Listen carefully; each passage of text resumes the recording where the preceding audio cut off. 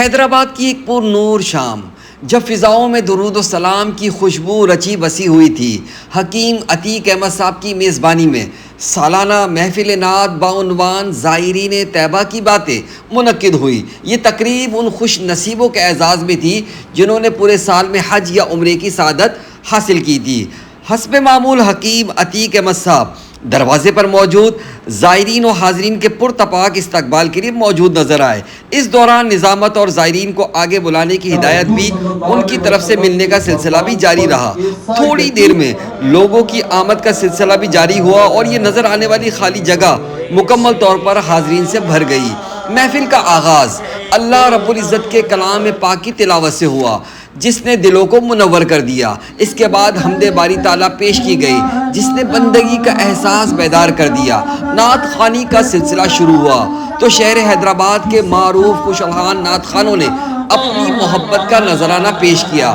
شاہد علی نقشبندی اور قاری توفیق صاحب نے اپنی پرسوز آوازوں میں جب نعتیں پڑھی تو ایسا سما بن گیا کہ ہر آنکھ اشک بار اور ہر دل یاد مدینہ میں تڑپنے لگا۔ حاجی عبدالرشید صاحب نے یاد مدینہ کے موضوع پر گفتگو شروع کی تو ان کے لفظوں میں چھپا درد اور طلب سامعین کو خیالی طور پر سنہری جالیوں کے سامنے لے گئی۔ پرسکون ہو جائے تسکین کے ساتھ، آنکھیں اگر بند کر کے بھی چلتا رہے گا کہیں نہیں مڑے گا، وہ کہیں نہیں جائے گا۔ اس کے بعد مفتی محمد اسلم مدنی صاحب نے اپنے مخصوص علمی اور روحانی انداز میں بیان فرمایا۔ لوں لوں وچ شوق چنگیری ہے، اج نینا لایا کیوں چھڑی، اج نینا لایا کیوں چھڑی۔ اور پھر جب پردے ہٹیں دیدار ہو تو بے ساختہ زبان سے نکلتا ہے سبحان اللہ ما اجمل۔ خوبصورت ہوتا ہے، اتنا حسن و جمال بھی ہوتا ہے۔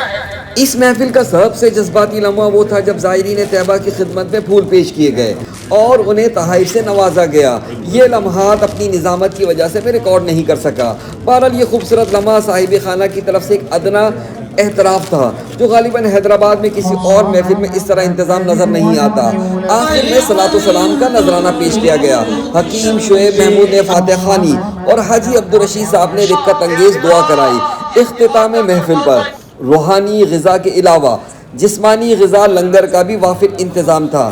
رات کا 1:30 بج چکا تھا لیکن عقیدت مندوں کا چہروں پر تھکن کا نام و نشان تک نہ تھا۔